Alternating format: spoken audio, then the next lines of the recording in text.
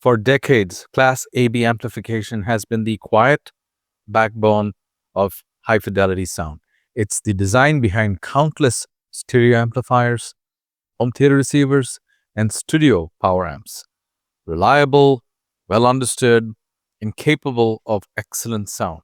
Class AB became the default standard for good reason. It offered far less distortion than Class B and much better efficiency than pure Class A. But audio design keeps evolving.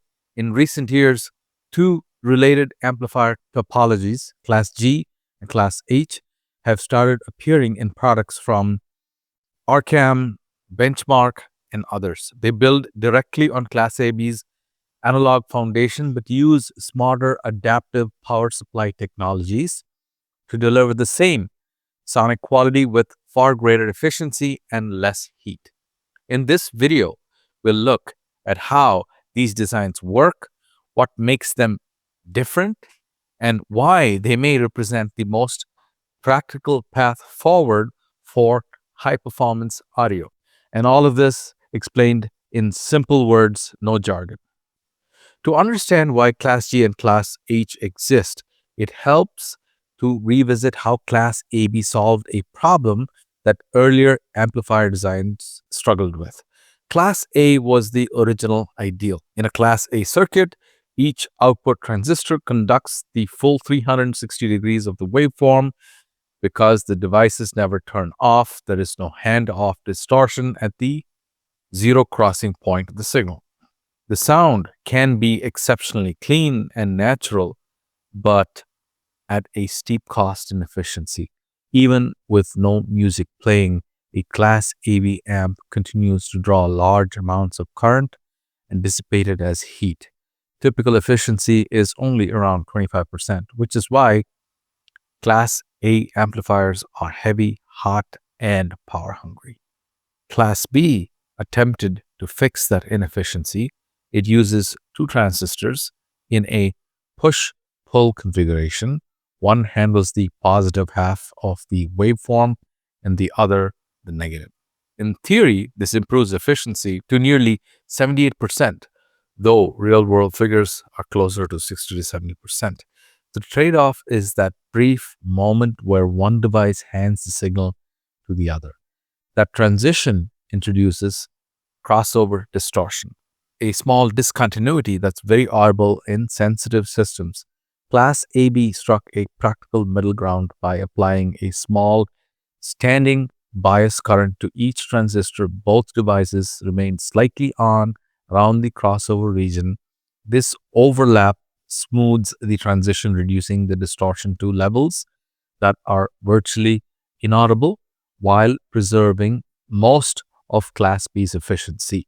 In practice, a well-designed Class AB amplifier can reach 60 to 70% peak efficiency with average real-world operation closer to really 25 to 35%. That balance of low distortion, good power delivery, and manageable heat made Class AB the dominant architecture for decades. It's a proven, well-understood design that still powers much of today's hi-fi world. That's just Class A and Class AB explained in a nutshell. For a more detailed deep dive, I'll post a link up here. But you see, modern expectations have changed. Listeners now want smaller, cooler, and more efficient amplifiers without sacrificing sound quality. And that's exactly where Class G and Class H step in by rethinking how an amplifier uses its power supply instead of trying to reinvent its entire analog stage. Class G and Class H both start with the same basic circuit as Class AB. What changes is how they manage the power supply.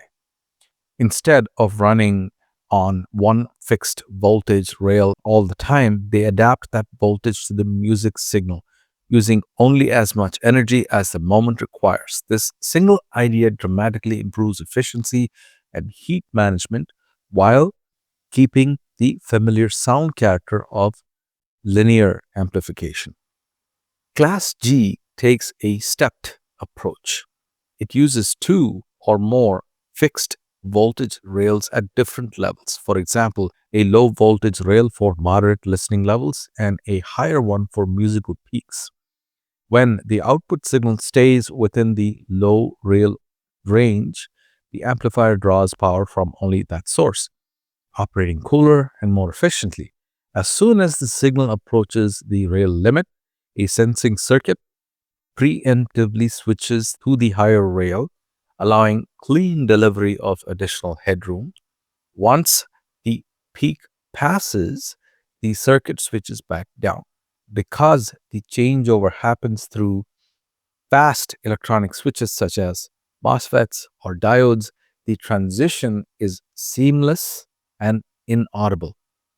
At typical listening levels, the amplifier spends most of its time on the low rail, often behaving much like a small Class A design, and only calls on the higher rail when dynamics demand it. The result is a significant cut in wasted heat without sacrificing linearity. A well known example of this implementation is Arcam's Class G amplifiers like the SA20, the SA30, and the now more recent SA35 and 45 amplifiers, which use the analogy of a Arcam uses the analogy of a hybrid car. In a hybrid, the electric motor handles low speed or light load driving, short trips, stop and go traffic, and gentle cruising where efficiency matters most. When extra power is needed for acceleration or high demand, the gasoline engine seamlessly takes over. Class G works much in the same way with voltage rails. It operates from a low voltage electric mode rail for most of your listening and instantly switches to a higher gasoline mode rail when the music demands more headroom. It's an elegant way to combine everyday efficiency with the ability to deliver real power when required. Class H takes the concept one step further. Instead of switching between fixed rails, it continuously modulates the supply voltage in real time.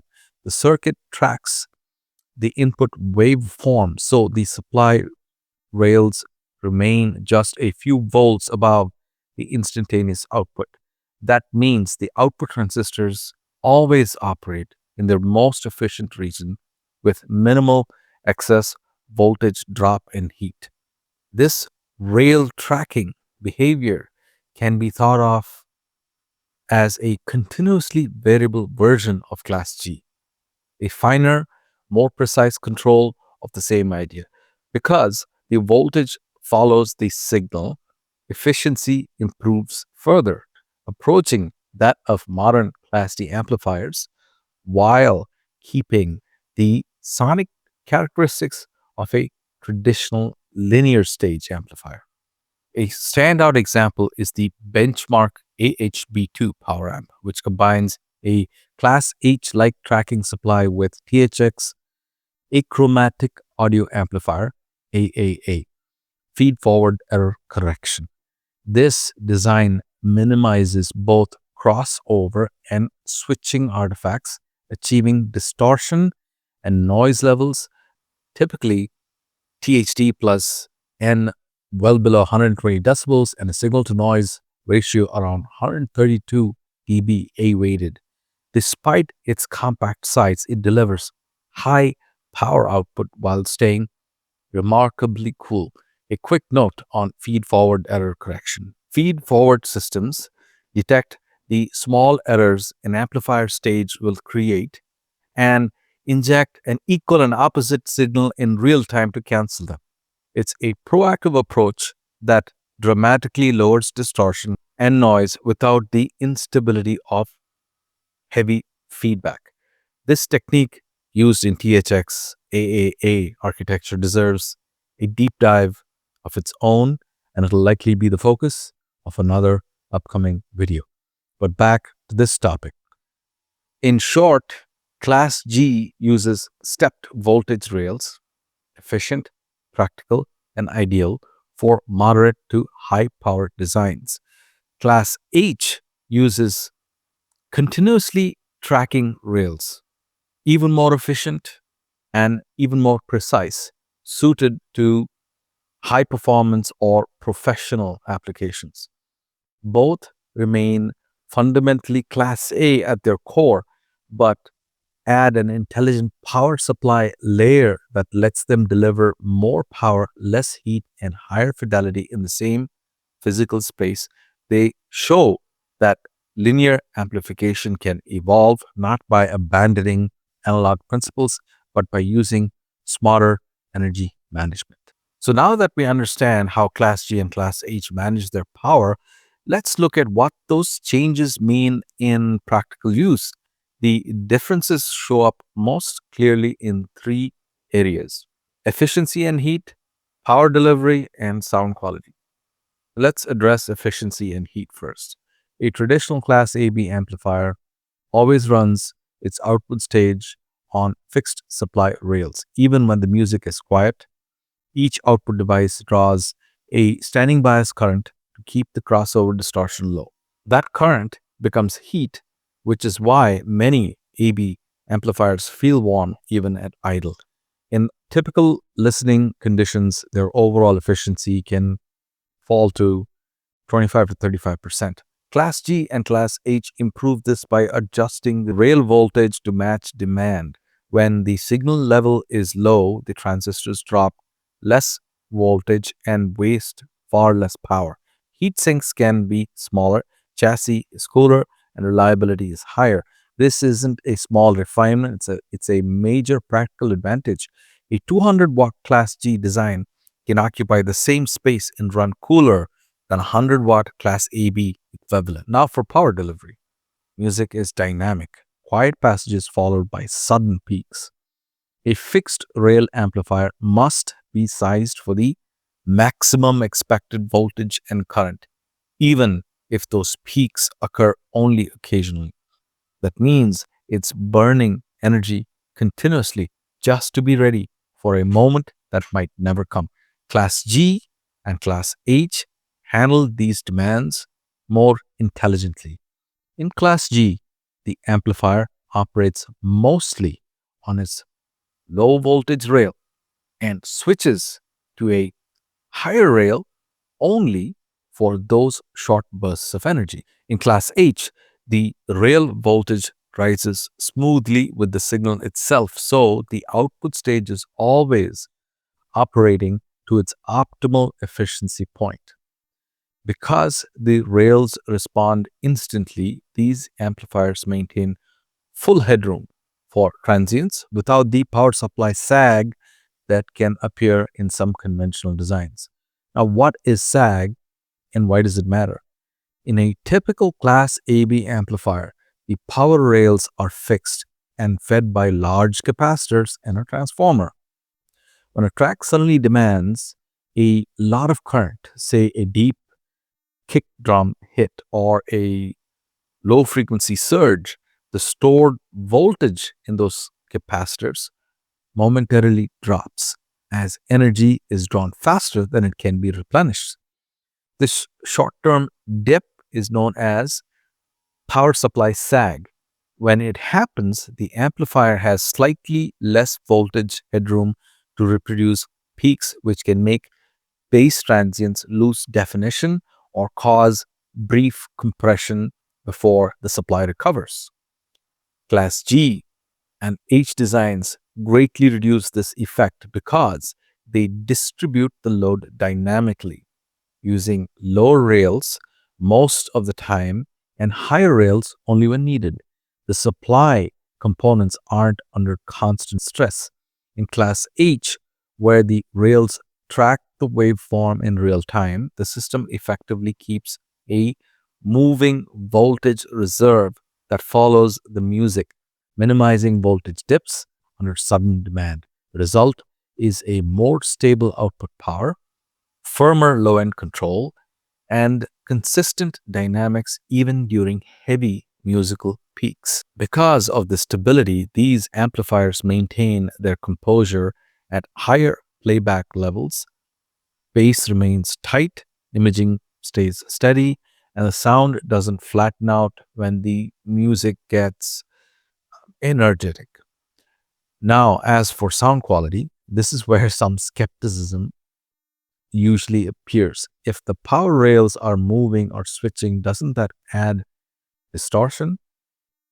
In early implementations, perhaps, but modern Class G and Class H circuits switch or track at speeds far beyond the audio band, with precise filtering and error correction to keep the process inaudible. At normal listening levels, a Class G amplifier often spends most of its time operating from the low rail, where transistors conduct simultaneously and behave similarly to a Class A stage. That gives it excellent linearity in the range where our hearing is most sensitive. When the signal grows, the higher rail simply extends the available headroom. A design like the benchmark AHB2 power amp demonstrates how far this can go. Its Class H style tracking rails and THX-AAA feed-forward correction achieve distortion and noise levels like stated before, THD plus N below 120 decibels and signal-to-noise ratio around 132 decibels A-weighted. In listening tests, amplifiers built this way are often described as exceptionally transparent and free of strain even at very high output levels. In short, the efficiency gains of Class G and Class H don't just save energy, they help the amplifier operate under cooler, more linear conditions. The result is clean power, consistent performance, and sound that stays composed from whisper quiet passages to the loudest peaks. So, where does all this leave Class AB? Despite all the new technology, it still deserves its long held reputation for musical, dependable sound. A well designed Class AB amplifier can deliver excellent performance, and many respected brands continue to refine the topology with better components, bias control, and thermal management. What's changed is that we now have more efficient options that build on the same foundation.